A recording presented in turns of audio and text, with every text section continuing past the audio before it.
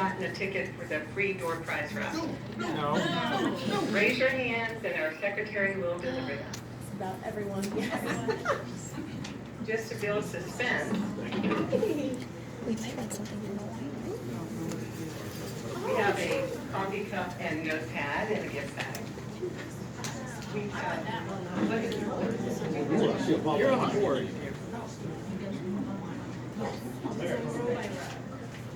Wasting money on buying. Bill Hines donated this nice pocket knife. Keep you in line. And we have a very generous door prize donation from our speakers tonight, 3 Fox Vineyards, a bottle of wine. So the door prize raffle will take place after we listen to our speakers. But first, let me introduce. Good evening, everyone, and welcome to our first community meeting of the year. Neither our board nor our general membership want our meeting format disrupted, so we have ground rules for tonight. I regret it's necessary, but it is warranted after last meeting's disruption.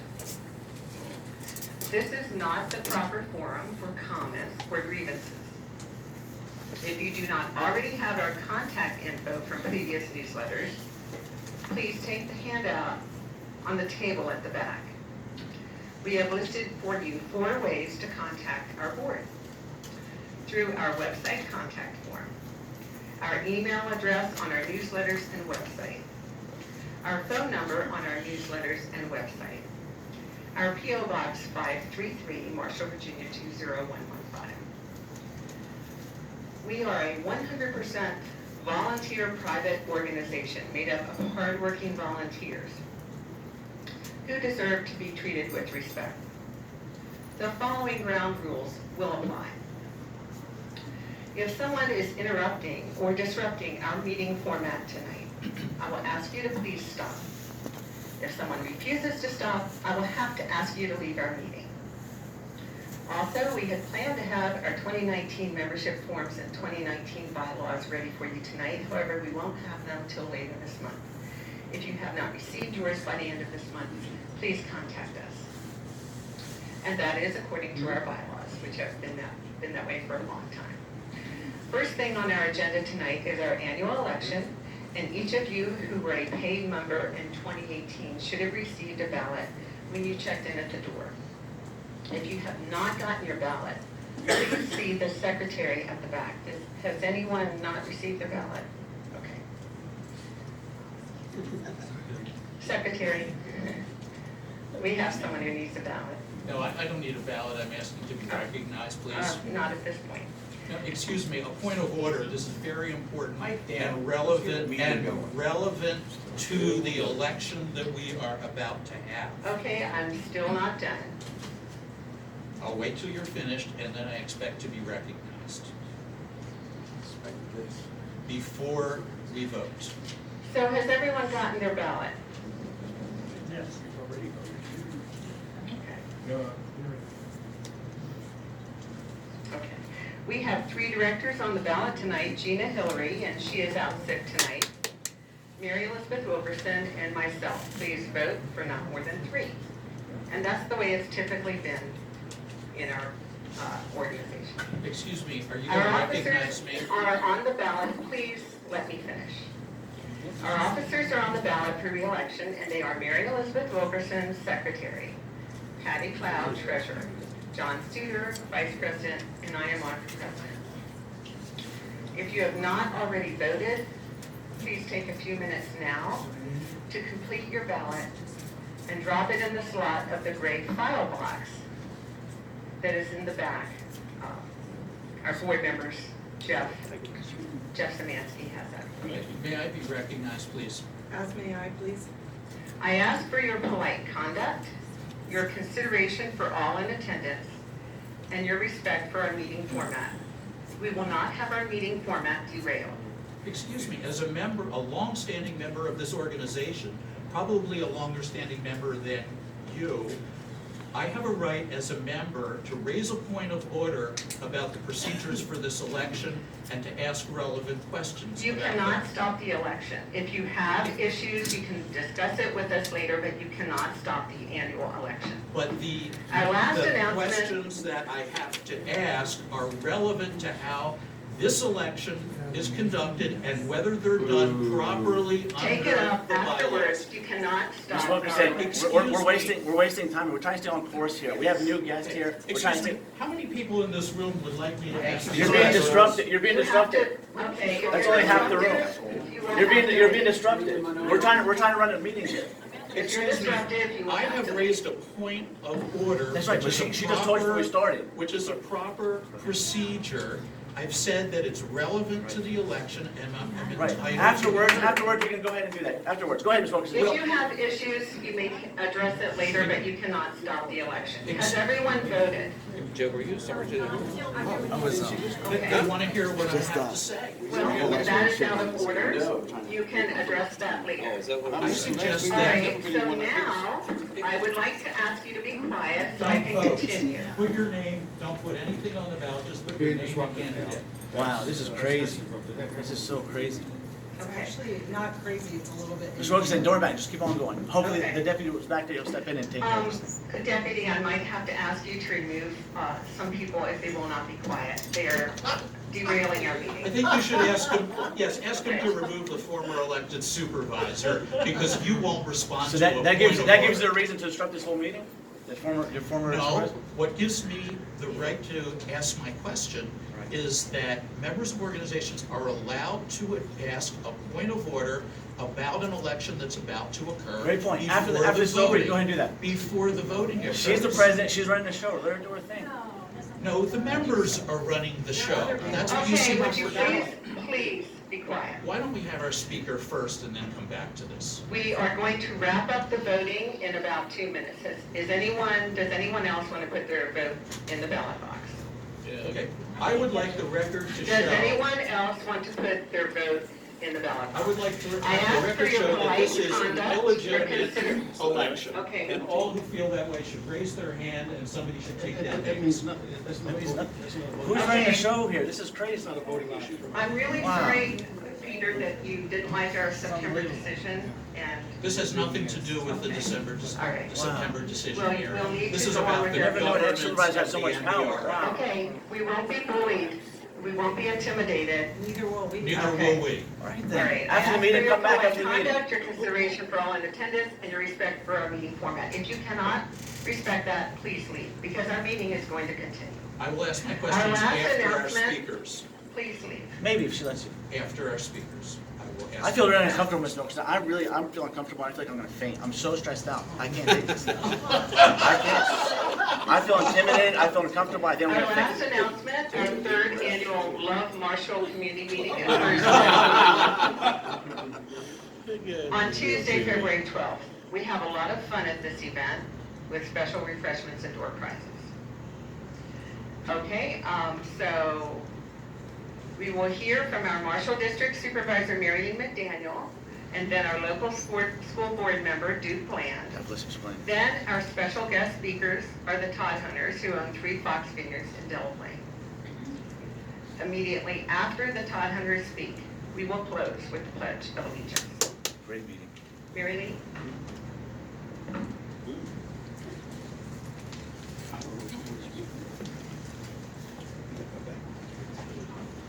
Good evening, hope everybody had great holidays and a new year. Can you speak into the microphone? Is that better?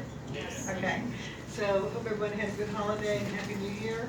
I have some good news to share with you tonight, and that is we have been successful in raising approximately $750,000 towards the undergrounding of the Marshall.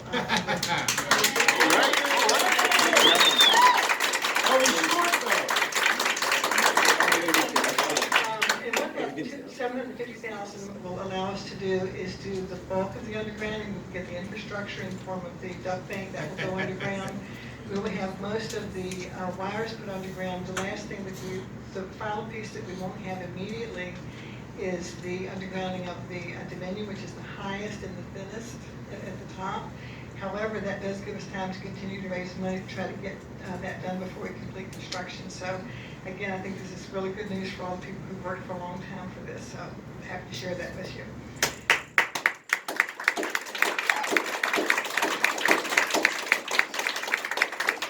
Thank all the people who worked really hard in the last 6 to 8 weeks to get this done. It's pretty incredible that that amount of money has been raised in a very short period of time. I think it says a lot to the dedication and hard work that people put into it. So much appreciated. Thank you all very much.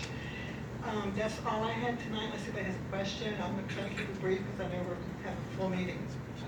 Yes, Jeff. Have you done anything to generate the funds to help people pay the taxes? That's a good point, and also reminds me there's something else I wanted to add to that. Excuse me, and that is in our November 27th community conversation. There were some really good issues raised by folks in the community who will be impacted, not just necessarily people right on Main Street, but some of the surrounding neighborhoods. And I just want to let everyone know that I heard that, and I take it very seriously.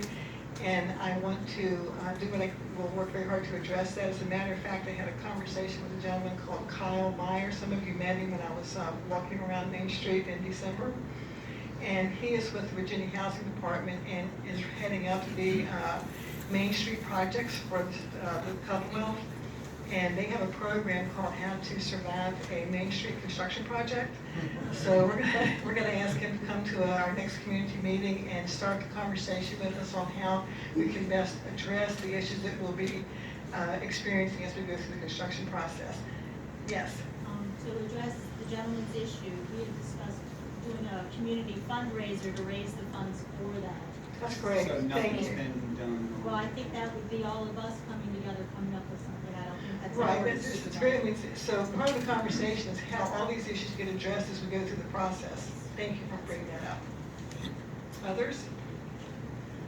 Mayor Lee, I just want to thank you for all of your effort, because I think you've really spearheaded making this possible, and I think a lot of people aren't aware of just how much work is going into making this happen over the last 60 to 90 days, when a lot of people thought that it wasn't going to be possible, and I know most all of us in the room were very disheartened when we learned that it wasn't going to be in the cards at that time to underground the utilities.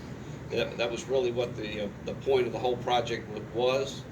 And the fact that we had several pots of funds and we couldn't intermingle those pots of funds made it very difficult for us to kind of get over the hump and getting some really good people together and doing a little marketing and getting to the right people and so forth. You've been a big part of that, and we appreciate your efforts, and we're glad that we're going to really improve the community. Well, Paul, thank you for that, but I can't take the credit. I think it's really all the people in the community that really worked hard to make this happen. So you all thank yourself. You've done all the hard work, and it's a result of a lot of effort by a lot of people. So thank you all. I would say it's a community effort, so thank you. Excuse me, I have one more thing I wanted to, you might be interested that I can share. I didn't realize one of my good customers is on the Virginia State Board of Transportation. And I know you've been very busy over the past couple of years with the form-based code and Main Street project and everything, but I was able to convince him that Sheriff Moser sent me, there's a pretty good web page you can go to. It's kind of a Google map, and you can look up accident statistics. And there was 24 wrecks last year of people making a left turn from southbound 17 to westbound. You are so right. And that's, so anyway, I've passed that information along, and I'm expecting to get a site visit going for that project. And Jeff, if you want to give me a call when that's well, happens, around about I'll let 5 you years know. out. What we're trying to do is at least get some traffic calming and something done quickly. It's a really dangerous intersection. It really is. I mean, I drive that probably 3 or 4 times a week, and it's a scary situation every time. So thank you for bringing that up. And well, that's a good thing for us to be working on once we get some of these other things done. So thank you, Jeff. I mean, safety should be the number one priority. Absolutely. All right, thank you.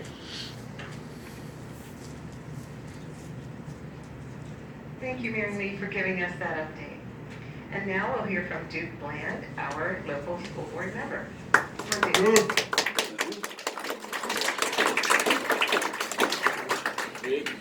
Good evening, folks, and Happy New Year. I was hoping to give you an update on where we are with the middle school concepts, but unfortunately, we are still at an impasse. Although we have been making some strides in improvement, we are not yet ready to move on a conceptual design or to which school will be the one to be renovated. Hopefully, within the next 60 days, we will be able to sit down, both boards will be able to sit down and listen to the recommendations and make a decision at that time, okay? And I will absolutely keep you abreast of what's going on. As many of you know or have heard or read by now, the school board has been working with a consulting company. Thanks. I'm trying to talk over everything. Has been working with a consulting company called ABM, which is a global contractor with offices in Alexandria and in Ashburn. And we have asked them to do an in-depth analysis of our school's building envelope, including the requests for lighting, HVAC, water usage, air purification, etc., to find ways to reduce energy and operational costs. The initial findings, if you put into a grade letter format, found that 13.6% of our equipment was rated A, 36.2 B, 24.3% was rated as C, 10.3 a D, and 15.6% in F grade. Sadly, much of our equipment is at, near, or has surpassed the in-service life cycle.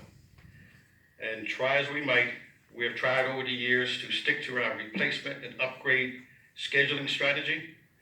But of course, due to budgetary constraints over the years, we have not always been able to fully fund all of those changeouts. Parts are difficult to locate, and you're constantly dispatching maintenance personnel to get the equipment up and running again. You can only put so many Band-Aids on it before you start running out of Band-Aids.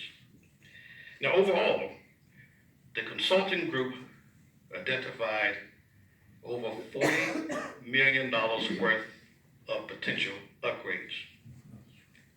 Now, if you were sitting around the table when that was presented, you could hear all the air being sucked out of that room. And I found myself thinking, how in the world am I going to have a conversation with Mary Lee about wanting $40 million to do upgrades on our facilities? Well, that's where we started.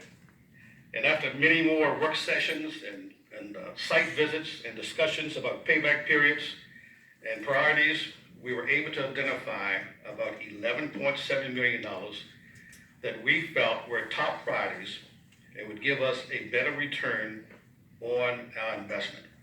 Now, the $11.7 million will be invested in 18 of our 20 schools. And all 3 Marshall schools are included in this, as is Fauquier High School. All 3 Marshall schools are aging in Novex service area, which ranks among the highest kilowatt per hour cost in the region. 2 of those 3 schools are in the WSA water and sewer taps, and Fauquier High School is in the town of Warrenton water tap, and we have experienced a pretty high rate upgrade in the last couple of years from the Warrenton town for sewer and water at Fauquier High School. So what does this mean? It means that we are able to secure a 15-year loan at a very low 3.31% finance rate to do much of the upgrades over the next 18 months. We're only going to finance $10.7 million though, because we're going to be able to cash fund about $700,000 just before the first installment due date of April of 2021. Now, how can we do this? It's quite simple. We are expected to realize that much in energy and operation savings during that time frame will amount to somewhere close to $700,000, and all of that money will be invested right back into the upgrades. The annual debt payment will be about $956,172. The annual savings projected is to be $957,750, and we took a very conservative approach when calculating the savings. We really anticipate somewhere in the neighborhood of over $1 million in savings per year. But if for some reason we don't realize those savings, ABM makes up the difference. We believe that this is a win-win for Fauquier County Public Schools, for its staff and students, and above all for the stakeholders, the taxpayers. So, just to clarify some points here, the ABM project is an investment strategy to upgrade school facility equipment in a short period time frame. The work will be focused on energy conservation and operational savings, and increase our capacity to fund future projects. The project is a budget neutral solution. Yes, we will pay a debt service, but again, those payments are realized from energy and operational cost savings. All schools will benefit directly or indirectly because this investment will result in a reduced break-fix tickets, increased planned maintenance, will be more proactive instead of reactive, and increased control over our operations piece, period.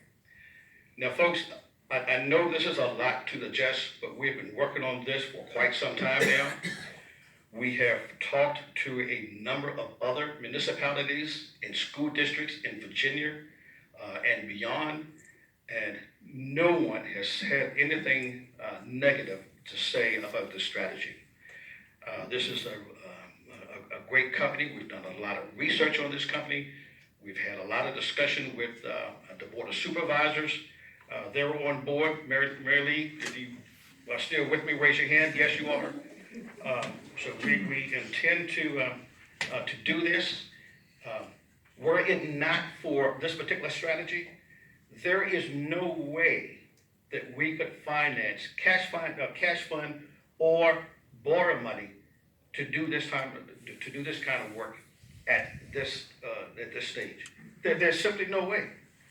And when I heard about the interest rate, it's 3.31% guaranteed, we were like, how can you not do this? And the fact that if our savings do not meet our debt service, ABM is obligated to step in and fill that gap. So we're going to be able to update, like I said, 18 up to 20 schools, the HVAC system, the lighting systems. We did a markup. There's a markup down at Mary Washington School right now, elementary school down in the southern part of the area, and they did a classroom markup of what it would look like with just the new lighting fixtures. The new lighting fixtures last 15 to 18 years, and they use less than a third of the electricity that's being used right now, and you get 3 times as much light. It's almost like natural daylight when you walk into these rooms. So the learning environment, folks, will be enhanced as well. Like I said, it's a no-win situation. We scrubbed this thing as much as we could. We have researched the company as much as we could. We have talked to as many municipalities and districts as we can, and we can't find a reason not to do this. So, if you have any comments or questions, please, contact me. But I will be giving updates on this as we move through this. We will be getting monthly updates when we start this process, and I will make sure that you get the updates as well. We have a baseline that we're going to start with, so we will know, where the savings are and what we are doing and how we're doing and the time frame that we're doing it in, and how much we can put back into cash funding other projects that need to be done as well. Now, again, when I say this is a win-win situation, it's because we won't be asking the Board of Supervisors for additional monies in our cash projects to do these other things. It's going to be included in the money that's being borrowed here. Tell he's excited. I am excited. I am excited. When I was with the telephone company, I was in planning and engineering, and I did a lot of studying with, cost analysis and all of that. And when I looked at this and started going through all of the components, it was like, how can we not do this? I mean, it's just like when your own home, if your home is 15 or 20 years old, if you're still using the same air conditioning system, Exactly. how efficient is it? Okay, how efficient is it? Okay. Number two, how many times a year are you calling somebody in to put Freon in and getting this thing up and running again and all that kind of stuff? If you still have the old lighting system and everything in the house, you know what that's all about. If you still have the toilets that when you flush it, you're using 4.5 gallons of water, and now you're getting one that's going to only use 1.5 gallons of water and all of that stuff. These are the things that's taken into consideration during this strategy. And this is what's going to make it work. Okay? Yes? What is the process? In other words, you have 18 schools, is that what you said? 18 of 20 schools. So is it gonna be like 5 schools this year, 2 schools, or is it all? All of it's going to be done over the next 18 months. We're going to jump right in because we want to start realizing it's important to start realizing your savings as quickly as possible. That's what I said. The $700,000 that we're going to cash fund, we hope to realize those savings within the first 18 months that we get this thing going. So of course what we're going to start looking at is what schools are we going to do so we can get the earliest payback period first. Yes? As I understand it, of all of the schools in the district, for some reason Coleman and Southeastern Alternative are the 2 biggest offenders as far as efficiency ratings. Southeastern is by far. Southeastern is because of its age. And this is kind of, you touched on it, it's kind of like if your utility company were to come to you and say, your windows, your doors, your heating and air conditioning, and your lighting is so inefficient, we're going to subsidize for you new units because the savings and efficiency that you're going to realize, we're going to make money off. ABM isn't doing this for free. They're going to realize some financial return on this as well. And it's so when you say win-win, they make money on this as well as the $900,000. Well, yeah. When I said that we're looking at a very conservative savings of $757,750, one of the reasons I say conservative is because these power companies will give rebates, and we haven't included the rebates in this cost savings. We haven't included any of that stuff. We have just taken, our baseline 2 years back baseline. What are we using? How much are we using? At what cost are we using? And then you look at the 3% per year. We've done all of that, but we have not began to include all of the savings that's out there. We haven't captured all of it. We've done it from a very conservative perspective. Did you have one too? Yeah. Aren't you glad you didn't go ahead with retirement last year and you're sticking around for all this?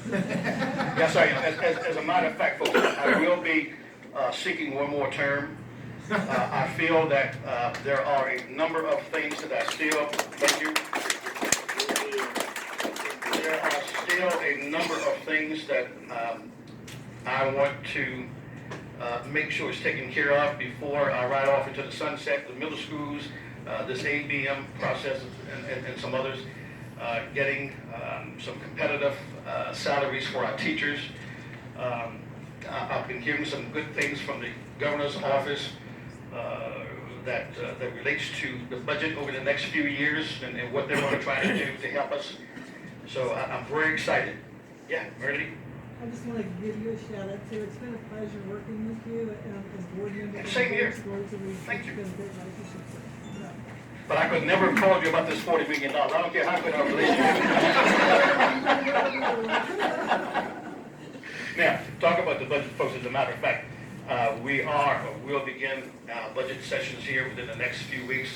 Our preliminary meetings, tops up, tops down, to look at what we're going to be needing from the local levels, the state levels, and federal levels, what some of the new mandates are and so forth.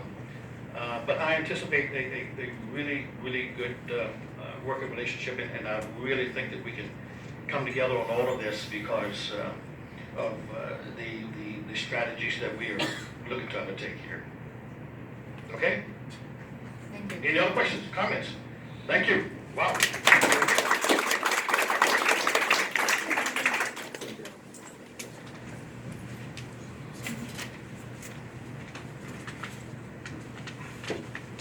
Alrighty, thank you. And now Holly and John Todhunter have graciously agreed to come and tell us about their business, 3 Fox Vineyards. Please welcome Holly and John Todhunter.